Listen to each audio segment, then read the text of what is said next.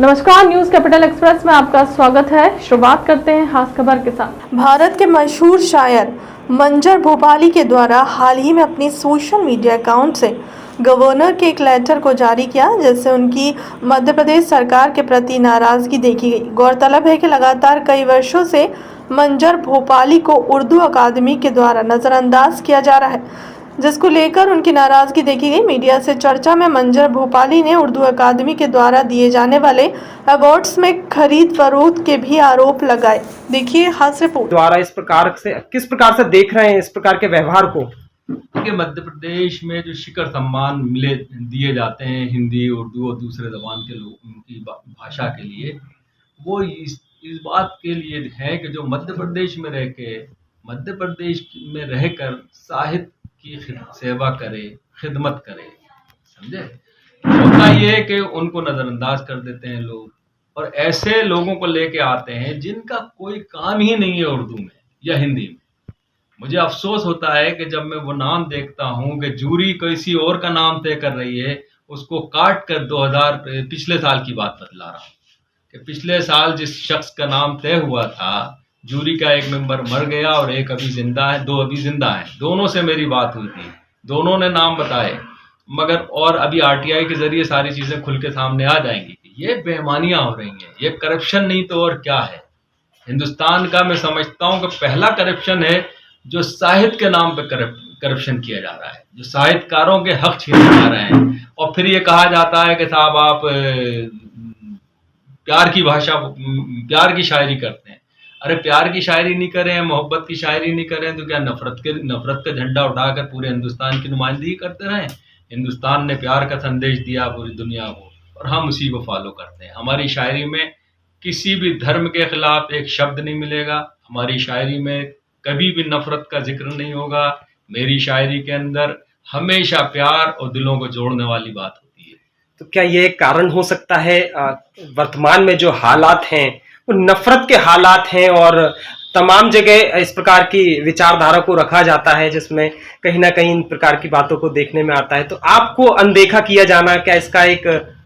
मैं समझता हूँ कि ये सवाल तो उन्हीं से पूछा जाए कि वो प्यार वालों से मोहब्बत करते हैं या नफरत वालों से को इज्जत देना चाहते हैं। मैं तो प्यार करता हूँ, मेरी शायरी प्रेम की शायरी है, दिलों को जोड़ने वाली शायरी है। इससे मैं किसी तरह से समझौता नहीं करूँगा, कभी समझौता नहीं करूँगा। पिछले दिनों जब अवार्डों में घपला हुआ था, अवार्डों में करप्शन हुआ था, साहित्यकारों के सिलसिले में करप्शन हुआ था, उनका अवार्ड छीन कर उनसे कहा गया था कि आप कुछ एडजस्ट हो सकते हैं तो हमें बताइए, तो मैंने उन्हें इनकार कर दिया था। मेरा भी नाम उसमें मैंने सुना है अभी कि जूरी ने मेरा नाम फाइनल कर दिया था। उसके बाद उन्होंने एक ऐसी शख्सियत को अवार्ड दिया जिनका कोई योगदान उर्दू साहित्य में तो नजर नहीं आता। सर, एक महत्वपूर्ण सवाल आपसे करना चाहेंगे कि क्या आप अपने अवार्ड के लिए लड़ रहे हैं? नहीं, मैं अपने अवार्ड के लिए क्यों लड़ूंगा? मेरे पास तो इतने अवार्ड हैं कि अगर किसी मंत्री या किसी।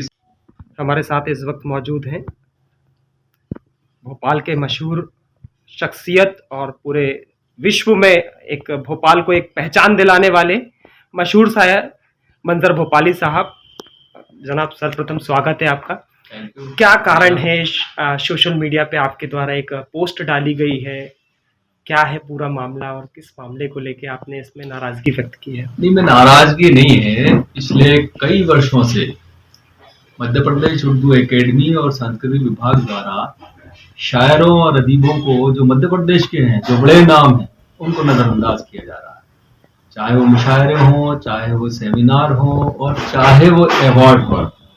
पता चला कि ऐसे ऐसे लोगों को अवार्ड दिए जाते हैं जिनका ना तो कोई साहित्य में योगदान है और ना ही उन्होंने कोई ऐसा कारनामा अंजाम दिया है जिसके लिए उन्हें सम्मानित किया जाए या अवार्ड दिया जाए। मध्य प्रदेश उर्दू एकेडमी पिछले 15 साल से एक ही शख्सियत के हाथों द्वारा संचालित की जा रही है, जो मामूली सी टीचर थी और अब वो विभाग में डिप्टी डायरेक्टर हैं।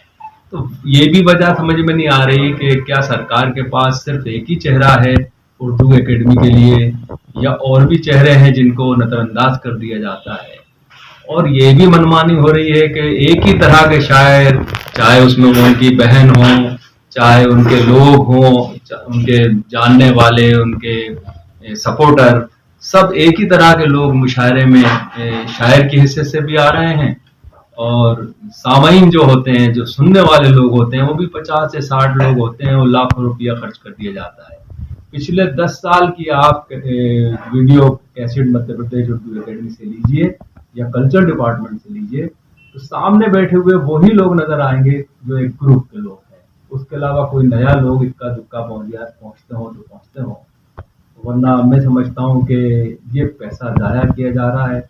ये हमारे टैक्स का पैसा है, जनता के टैक्स का पैसा है, जो संस्कृति विभाग के जरिए प्रदेश के साहित्यकारों को, कलाकारों की हौसला अफजाई के लिए खर्च करना चाहिए, ना कि सिर्फ अपने चाहने वालों के ऊपर खर्च किया जाता है।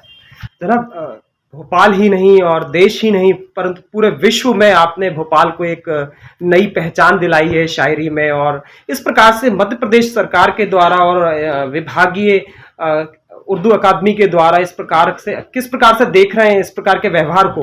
देखिए, मध्य प्रदेश में जो शिखर सम्मान दिए जाते हैं हिंदी, उर्दू और दूसरे जबान के लोगों की भाषा के लिए, वो इस बात के लिए है कि जो मध्य प्रदेश में तो इतने अवार्ड हैं कि अगर किसी मंत्री या किसी संतरी या किसी आम आदमी को लाके एक पल्ले में खड़ा कर दें और दूसरे पल्ले में मेरी ट्रॉफियां रख दिया जाए, तो मैं समझता हूँ कि मेरी ट्रॉफियां ज्यादा भारी पड़ जाएंगी उनको। मुझे कोई अवार्ड की तमन्ना नहीं है, मगर इस शहर में और इस मध्य प्रदेश में इतने बड़े बड़े लोग हैं, जफर सेबाई जैसी शख्सियत हैं, इकबाल मसूद जैसी शख्सियत हैं, नौमान साहब जैसी शख्सियत हैं, जिया फारूकी साहब जैसी शख्सियत हैं, मेहताब आलम साहब जैसी शख्सियतें, ये पूरी दुनिया पूरे हिंदुस्तान की नुमाइंदगी भोपाल की करते हैं। असल में तो वही लोग हैं, हम तो इस शहर के चौकीदार हैं। चौकीदार को अवार्ड की कोई जरूरत नहीं होती। आपको और जो मारूफ शख्सियत है भोपाल के शायर है, कहीं आपने नाम बताया, इनको नजरअंदाज करने की सरकार की वजह क्या है? वजह यही है कि साहब वो उनके सामने झुकते नहीं है। वो उनके सामने जो खातून बैठी हैं वहां पर उर्दू एकेडमी में, खास तौर से उर्दू विभाग में, वो चाहती हैं कि साहब सब मेरे इर्द गिर्द रहें, मेरी खुशामद करें, मुझसे मुशायरे मांगें, तो किसी को कोई ज़रूरत नहीं है। मुझे तो 15 साल से कोई मुशायरा नहीं, चाहे वो कांग्रेस की हुकूमत हो या बीजेपी की हुकूमत हो, मैंने कभी उर्दू एकेडमी में गया ही नहीं मुशायरा पढ़ने के लिए। इसके आगे की कोई रणनीति आपकी? मेरी रणनीति है कि मैंने तो गवर्नर साहब को भी और दिग्विजय सिंह जी को भी और कमलनाथ जी को भी और शिवराज सिंह को पिछले साल एक लेटर लिखा था, जब अवार्ड में गड़बड़ हुई थी, कि इसकी जांच करा ली जाए। ये मेरा अवार्ड, ये लेटर है 1/2/2022 का। गवर्नर का मेरे पास पत्र आया था कि उन्होंने चीफ सेक्रेटरी साहब को लेटर लिखा था कि इसकी जांच की जाए और इस तरह की आइंदा से कोई गलतियां नहीं हो, मगर मैं समझता हूं कि उसका जवाब भी उन्होंने नहीं दिया। और इस साल फिर उर्दू एकेडमी की मुझे उम्मीद है इससे हटके किस तरह विरोध करेंगे आप? इससे हटके अगर इस बार गड़बड़ हुई तो मैं पूरी शिद्दत के साथ पूरी दुनिया में काले कपड़े पहनकर मध्य प्रदेश सांस्कृतिक विभाग के खिलाफ।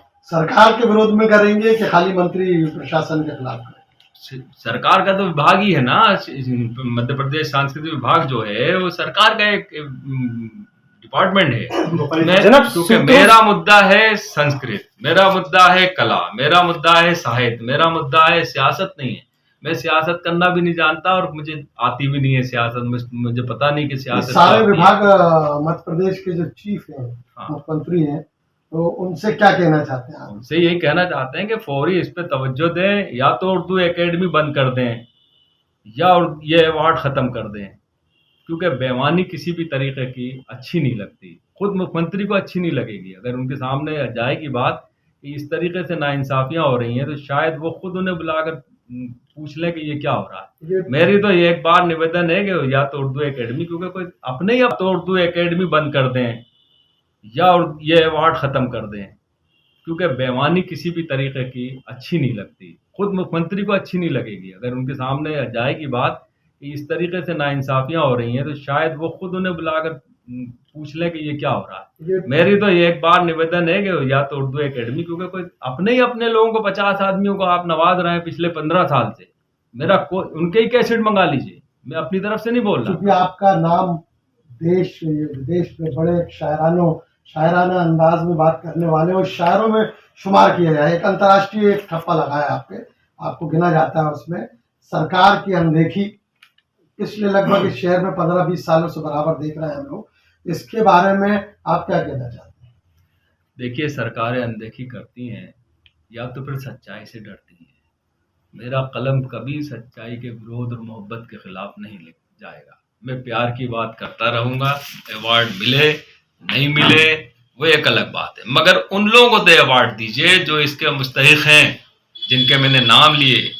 वो तो बड़े लोग थे, उनको तो नाम क्यों नहीं, उनको क्यों नजरअंदाज किया जा रहा है? मुझे कर दो आप, मुझे कोई तमन्ना भी नहीं। मैं तो फिर एक बार कह रहा हूँ कि खुद सेक्रेटरी साहिबा अगर आ जाएं या मिनिस्टर साहिबा तशरीफ लाए मेरे घर, तो मैं उन्हें अवार्ड दिखाऊंगा मेरे पास कितने मंजर भाई, अवार्ड। कोई मुझे कोई सियासी स्टंट या कोई सियासत की तैयारी आपके द्वारा कोई मध्य नहीं, मेरे प्रदेश चाहने में? बहुत से चाहने क्योंकि वाले- आपको कांग्रेस और भारतीय जनता पार्टी ने सरकारें रहते हुए भी आपसे काम तो लिया, लेकिन हमेशा नजरअंदाज रखा है। आप क्या सियासत में जाएंगे क्या? मुझे देखिए, मुझसे काम लेने वालों में तो अटल बिहारी वाजपेयी के लिए भी मैंने काम किया 2004 में, है ना। उनके जाकर वोट मांगे लखनऊ में, घर घर जाके हमने पैनल बनाया, कई शायरों ने मिलके वोट मांगे।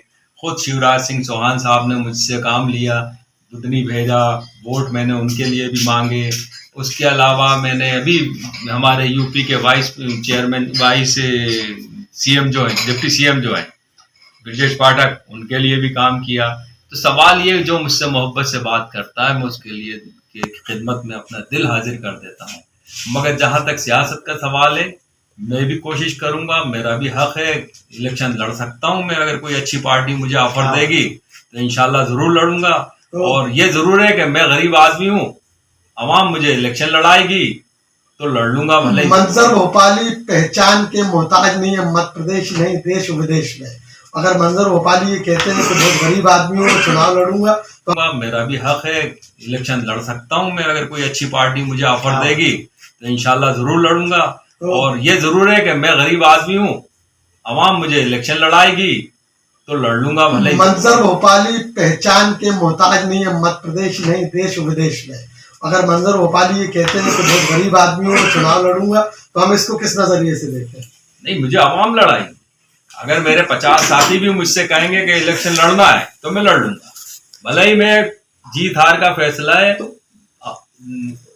कुदरत के हाथ में। मंजर भाई, पार्टी भी तय की होगी आपने, चुनाव का मन बनाया है। पार्टी जो मुझे टिकट देगी मैं उससे इलेक्शन लड़ूंगा। कांग्रेस का विरोध करेंगे आप? कांग्रेस, बीजेपी जो मुझे टिकट दे देगी मैं दूसरी पार्टियों का विरोध करूंगा। जनाब, सूत्रों से मिली जानकारी के अनुसार क्या उर्दू अकादमी में कोई लेन देन देकर करके भी कोई अवार्ड का वितरण होता है क्या? सारे काम लेन देन से होते हैं। कौन सा डिपार्टमेंट ऐसा नहीं है कि ऐसा है कि जिसमें लेन देन नहीं हो? पटवारी तक के बगैर बही आती या नकल बनाने के लिए लेन देन करता है ना। तो सवाल ये है कि वो तो उर्दू अकेडमी है, वहां पे तो मुशायरा पढ़ने के लिए भी पैसा चाहिए। तो आप मानते हैं कि लेन देन के बिना अवार्ड वितरण भी नहीं होता? अगर मैं 50,000 रुपए उस साल दे देता तो मुझे अवार्ड मिल जाता। मेरे पास तो ऑफर आया था। तो क्या खरीदी वो इस वक्त मर गए, मैं उनका कहीं ना कहीं होगा मेरे पास, देखूंगा कुछ मिल गया। तो आप मानते हैं क्या ट्रॉफियां भी खरीदी जाती हैं? पूरे अवार्ड खरीदे और बेचे जाते हैं। या तो ताल्लुकात पे मिलता है अवार्ड या पैसों के जरिए। काबिलियत पे नहीं मिलता। काबिलियत तो पे भाई, ये मिलता बड़ा- होता तो फिर ये मुझे मिलता ना। जफर ये सहवाग सरकार पे को बड़ा आरोप है आपका, ये अगर मैं कोई आरोप सरकार साबित कर पाएंगे? बिल्कुल कर दूंगा मैं साथ। भाई सवाल ये है कि अगर पिछले साल जूरी ने तय कर दिया था किसी का नाम, तो कटा कैसे हो? फिर एक ऐसे आदमी को दिया जिसका कोई काम ही नहीं था, तो मैं इसे क्या समझूं? भाई लेन देन पे हुआ ना। मेरे भी तो ये कहा था कि एडजस्ट कर लीजिए तो हम आपकी खिदमत में अवार्ड पेश कर देंगे। तो मैं उसका नाम भी कभी वक्त आने में बता दूंगा कि जो जिस शख्स ने मुझे फोन किया था। जी, बहुत बहुत धन्यवाद चर्चा करने के लिए।